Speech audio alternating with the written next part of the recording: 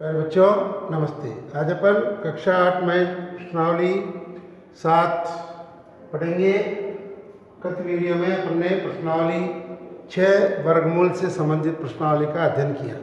आज अपन प्रश्नावली 7 जो है घन और घनमूल वाली जो प्रश्नावली है उसका अध्ययन करेंगे। तो पहले अपन समझते हैं घन क्या है। अपन ने देखा था वर्ग का जो तात्पर्य था, वर्ग का अर्थ होता है किसी संख्या को किसी संख्या से 2 बार गुणा करना, वो वर्ग कहलाता है। और घन में जो है उस संख्या को अपन परस्पर कम से उसको 3 बार गुणा करने से जो प्राप्त संख्या आती है वो घन संख्या आती है। तो इसका अर्थ हुआ जैसे अपने को 2 का घन करना है, 2 का घन, तो इसका अर्थ हुआ 2 को 3 बार परस्पर गुणा करना है तो 2 का घन आता है 8। और यदि 2 का वर्ग करना होता है, 2 का वर्ग, इसका अर्थ है 2 को 2 बार लिखना। जो संख्या लिखी अपन ने उसी संख्या को परस्पर 2 बार लिखने से वर्ग संख्या प्राप्त होती है और किसी संख्या को 3 बार परस्पर गुणा करने से घन संख्या प्राप्त होती है। तो उसी से संबंधित आज अपन प्रश्नावली 7.1 का पहला प्रश्न हल कर रहे हैं। पहला प्रश्न है जो संख्या अपने को दे रखी है उसमें से अपने को जांच करना है कि कौन सी संख्या जो है वो पूर्ण घन संख्या है। तो अपन ने इससे संबंधित प्रश्न प्रश्नावली 6 में भी किया, उसमें भी पूर्ण वर्ग संख्या प्राप्त की थी। उसी प्रकार से इस प्रश्न को हल करना है। इसमें क्या है, उसमें अपन दो संख्या के जोड़े बनाए थे, युग्म बनाए थे। यहाँ पर अपने को त्रिक बनाना है, यानी 3 संख्या का समूह बनाना है। तो अपन लेते हैं प्रश्न नंबर पहले का पहला प्रश्न नंबर 1 जो है उसका पहला प्रश्न है अपना 216। तो सबसे पहले जब इस प्रश्न को अपन हल करते हैं तो अपने को अभाज्य गुणनखंड करना पड़ेगा, क्योंकि बिना अभाज्य गुणनखंड किए अपन इस संख्या का घनमूल ज्ञात नहीं कर सकते इस प्रश्न के लिए। तो अपन लिख सकते हैं 216 का अभाज्य गुणनखंड करने पर, गुणनखंड तो 216 का अभाज्य गुणनखंड विधि से अपन इस प्रकार बाकी विधि से करते हैं। अपने को इसके लिए भी आवश्यक है भाजकता के नियम। तो अभाज्य संख्या अपन जानते हैं 2, 3, 5, 7 ये इत्यादि, ये अभाज्य संख्याएं हैं। तो अभाज्य संख्या में सबसे छोटी जो संख्या आती है वो 2 आती है। इसके लिए अपने को भाजकता के नियम की जांच करनी पड़ती है। तो इकाई का अपन यानी 2 से भाजकता का नियम देखते हैं इकाई की अंक के आधार पर। तो 6 इसका अर्थ हुआ 2 का भाग जाता है, 2 एकम 2, 1 में भाग नहीं जा रहा है तो 0। और अगली जो संख्या है वो 8, 16 है तो आगे अपना 108, फिर इसमें जा रहा है 54 बार और फिर इसके बाद में भी अपना जो भाग है वो जा रहा है इसमें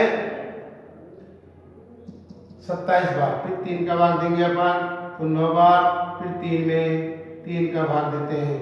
तो अपनी जो संख्या है वो है 216।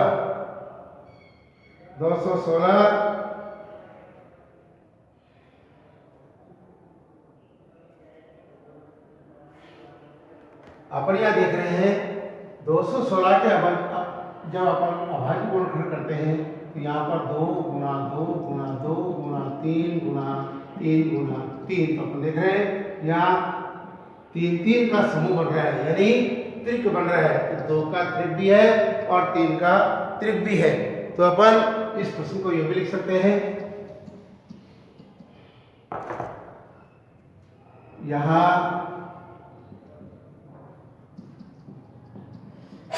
2 व 3 का त्रिक है, अथवा संख्या या अंक 2 व 3 का 3 संख्या में समूह है बनता है। अतः यह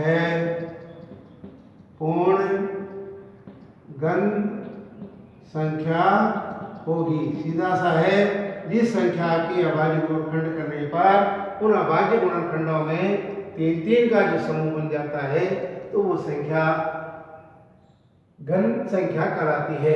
तो इसमें इसको संक्षिप्त रूप में, छोटे रूप में इस प्रकार लिख सकते हैं, 2/3 का त्रिक है। त्रिक का मतलब भी होता है 3 का समूह बनाना। अब अपने को प्रश्न ये भी पूछ रहा है, इसका ये भी याद कर सकते हैं, यानी इनमें से 2 लेते हैं और इसका 3 लेते हैं तो वो किसका घन होगा? 2 गुणा 2 गुणा 2, 3 गुणा 3 गुणा 3। यहाँ पर अपन 216 का घनमूल ज्ञात कर रहे हैं। तो यह 216 का जो घनमूल आएगा, इसमें से अपन 2 लेते हैं और इधर वाले समूह में से 3, इसका अर्थ हुआ 6। तो अपन लिख सकते हैं 216 का घनमूल 6 होगा।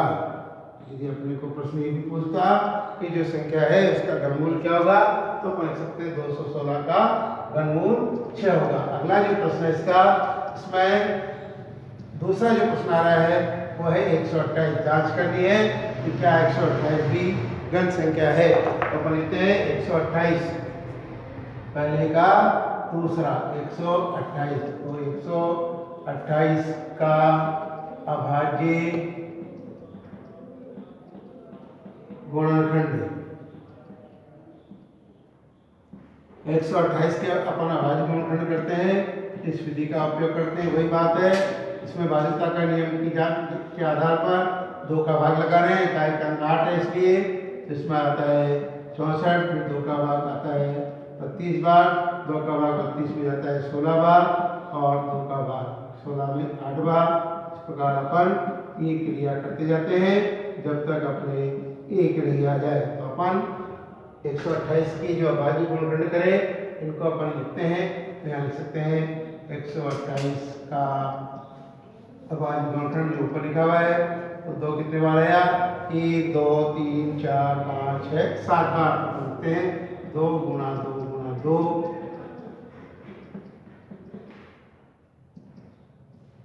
7 बार। इसके बाद अपन देख रहे हैं अभाज्य गुणनखंड करने के बाद इन संख्याओं का अपन 3 में जोड़ा बनाते हैं। तो यहाँ पर 2 का त्रिक बन रहा है और यहाँ पर भी अपना 2 का त्रिक बन रहा है। तो अपन लिख सकते हैं अंक 2 का त्रिक नहीं है, या यहाँ अंक 2 3 3 के समूह में नहीं है। अतः 128 घन संख्या नहीं है। इसका अपन दूसरे प्रकार से उत्तर लिख सकते हैं। यहाँ अंक 2 का त्रिक नहीं है। तो ये भी एक संक्षिप्त रूप में कहलाता है। और यदि अपने को इस संख्या को घन बनाना हो तो यहाँ पर जो इस 2 का जो समूह नहीं बन रहा है, इस संख्या को यदि अपन और समूह बनाने के लिए कितने अंकों की जरूरत पड़ेगी, वो भी 2 को 2 बार लिखना, यानी 4 से गुणा कर लेते हैं तो वह संख्या घन संख्या बन जाती है। प्रश्न यदि अपने को पूछता तो अपन ये भी याद कर सकते हैं कि 128 की को घन संख्या बनाने के लिए किससे गुणा करना पड़ेगा? वो संख्या है 4, क्योंकि यहाँ पर अकेला 2 का आ रहा है एक संख्या।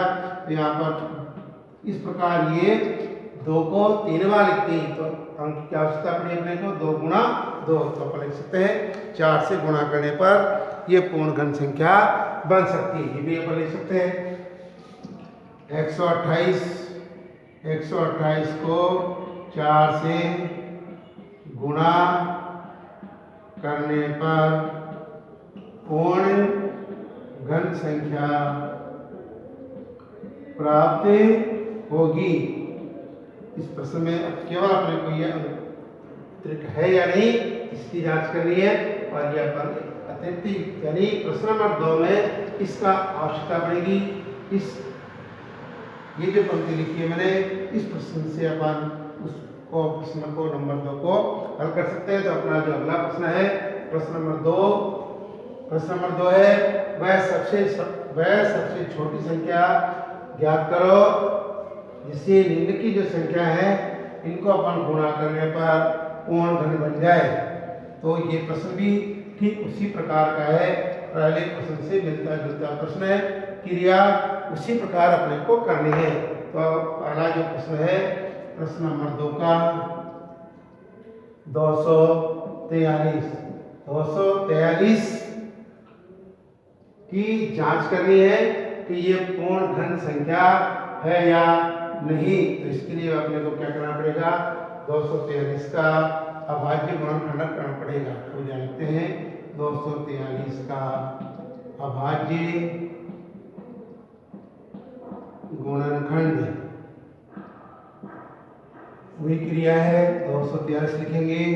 सबसे मुख्य बात जो है वो अपनी भाज्यता की जांच के जो नियम है वो, दूसरा अपने को अभाज्य संख्याओं की जानकारी होना आवश्यक है। तो इसमें इकाई क्रम 3 है, इसलिए 2 का भाग संभव नहीं है। तो 2 के बाद भाज्यता के अनुसार यानी अभाज्य संख्या की 3, तो 3 का भाग इसमें जा सकता है। कंडीशन क्या है कि इसका ये अंकों का योग करते हैं तो 9 आता है, इसलिए 3, तो 3 का भाग 24 में 8 बार और 3 में जाता है 1 बार। इसके बाद अंकों का योग फिर 9 गया, तो 3 का भाग जा सकता है 27 बार। 27 में भी 3 का भाग जा रहा है 9 बार, और इस प्रकार अपन जब तक 1 लिया जाए तब तक अपन ये क्रिया करते रहते हैं। यहाँ लिख सकते हैं अपन 243 के जो अभाज्य गुणनखंड आए उनको परस्पर अपन लिखते हैं। तो 3 गुणा 3, ये जो संख्या है 1 2 3 4 5 बार, 1 2 3 अपने देख रहे हैं। इन संख्याओं का जब अपन अभाज्य गुणनखंड करें उनको यदि लिखते हैं तो इसमें 3 का तो त्रिक बन रहा है और इसमें एक संख्या कम पड़ रही है, यानी यहाँ पर यदि एक 3 और आ जाता तो ये संख्या 243 पूर्ण घन संख्या बन जाती। तो अपना प्रश्न था वह सबसे छोटी संख्या ज्ञात कीजिए जिससे निम्नलिखित संख्याओं को गुणा करने पर पूर्ण घन बन जाए। तो अपन यहाँ लिखेंगे, यहाँ अंक 3 का त्रिक नहीं है, इसलिए संख्या 243 को 3 से को अंक या संख्या अंक 3 से गुणा करने पर पूर्ण घन संख्या प्राप्त होगी। अब वो कौन सी होगी, तो यहाँ अपना जो प्रश्न था वो 243, इसको किससे गुणा करना है, क्योंकि अतिरिक्त में एक संख्या कम है इसलिए इसको गुणा करेंगे अपन 3 से। तो संख्या आती 3 3 9 और 4 3 72, तो वो जो संख्या आएगी पूर्ण घन संख्या वो होगी 732। तो अपने को प्रश्न पूछ रहा है सबसे छोटी संख्या ज्ञात करना है, तो अपन लिख सकते हैं अतः वह सबसे छोटी संख्या 3 होगी जिससे